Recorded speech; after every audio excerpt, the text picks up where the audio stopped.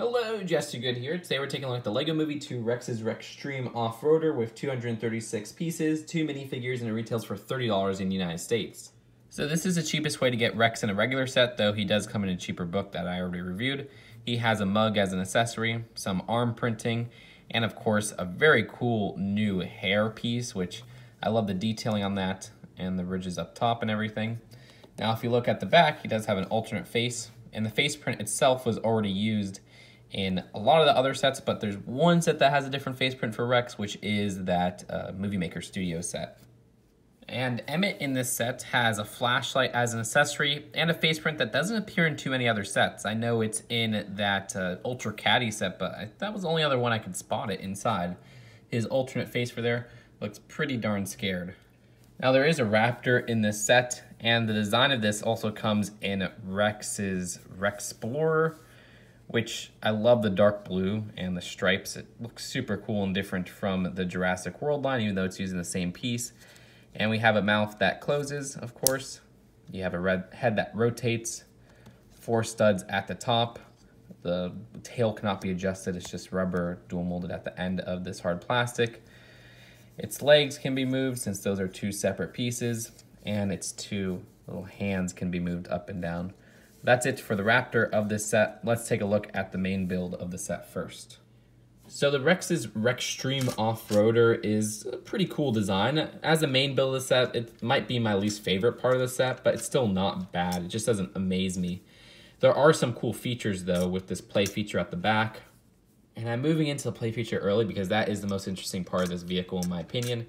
And you can move the 2 cannons just by rotating this Technic piece at the bottom. And that's creative. I haven't seen a play feature like that before. And the cannons are stud shooters, so it's just a new twist on stud shooters. There's some stickers on the shield part, so you have one right there, and it's nice to get a lime green shield, and even a dark blue shield, which is right here. Now those bottom studs don't shoot, and there is a space just to fit a minifigure on the seat right there with a stickered tile.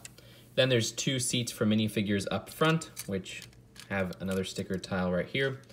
I like the lime and dark blue color scheme because it reminds me of LEGO Agents, so that's kind of nostalgia. And I like how it's kind of a slant to it, like it's a diagonal slash through the vehicle to have this lime. Gives it a little bit more flavor. Now the side door right here is lime, but the side door over here is dark blue. No, those do not open. And finally, this top little guard right here can be moved up and down, but really you want to make it sloped to give it the full effect.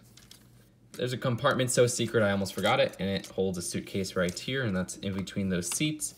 But that's it for the Rex-Explorer. Let's take a look at some of the side builds. There's the Plantimal, which, wow, look at the colors on this thing. So many different colors for existing pieces. There's a crab in a lavender color. There's this reef piece in this dark pink, an orange version of this newer grass piece or leaf piece, and the flower piece at the bottom in a dark blue. That's crazy. Oh, look at this. A dish piece with the translucent purple and some sparkles on it.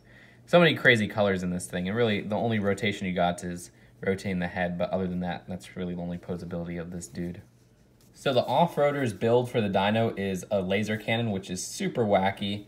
There's an adjustable cannon up top, which you can move up and down.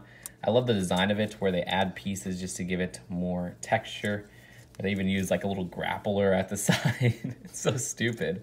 They also have a stud shooter, which actually lost a stud. Let me put that little bad boy right there, but you guys know how that works. There's one on each side. And those just attach to this top part, which has 4 studs. But that's it for the main builds. Let's take a look at the alternate builds, which all involve this Raptor. So the first of the alternate builds is the Rexosaurus Quad. This is extremely ridiculous, but hilarious. I mean, the limbs of the Raptor are literally parts of a quad. Like there's no claws, there's nothing. It's just become parts of a vehicle. It's so stupidly funny. They use that stickered piece on the side right there. You have stud shooters on both sides, and you could actually adjust the front legs or front, I guess, wheels if you want by moving it up and down. And the same goes with the hind legs, which have a little bit of movement there. Now, they have enough room to fit one minifigure sitting down at the top. You got some detailings at the back as well, and use of the dark blue sloped pieces to really illustrate how crazy of a vehicle this is. You can still get some head movement though if you'd want, but that's really the only part of the dinosaur that moves. That's still part of the original dinosaur build because everything else is this quad. There's the printed R on this side, and then on the opposite side, there's a stickered part right here. But what a ridiculous build. And the last of the alternate builds is the Execurexosaurus, which can be built along with the Offroader, so the main build. It doesn't use any of the pieces from there. And the design of this has a cup in one hand and a suitcase in the other one. So he's basically an executive of Rex's corporation or whatever Rex's business is. And he does have a claw that can be moved side to side since it is clipped on via one of those fork pieces, or you could even twist it around. And it does have a miniature ball joint, so you could rotate it at the base as well. Now, the little saddle right here fits 2 minifigures, so we have Rex and Emmett on there. On one side, they do have this stickered 1x3, and they have 2 stud shooters on there, so you can shoot those out. And then the other hand is just holding a little suitcase, and that rotates and moves just like the left hand does. But that's it for the builds of the set. Let's take a look at the packaging and then the final verdict. The box is your typical $30 long box design, which shows some of the play features at the back. There are 2 sets of instructions in this set. This is the regular ones, and then for the alternate builds right here, but no advertisements, unfortunately. So overall, I'm really pleased with this set. You get a nice dino, you get 2 pretty cool minifigures. Now, I usually would ask for more minifigures, but I don't think there's going to be any more in this scene, so I don't want them to just throw another one in. The Plantimal looks cool, and I love the colors used on them. But the main problem with the set, and it's not a big problem, is the Offroader. It's a neat design, but it just doesn't amaze me. There's nothing about it that is really like, whoa, that's so cool how they built this. I actually think the builds of the Raptor are more interesting. Those alternate builds, and even the cannon is just a much cooler and wackier build.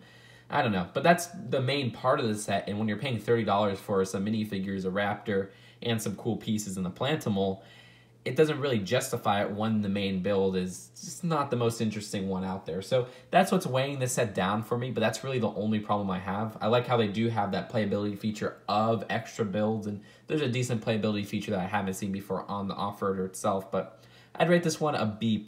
It's still a really good $30 set. It's just I wish the buggy or the Offroader itself was a little bit more interesting. So that's it for now, and I'll see you guys later. Peace out.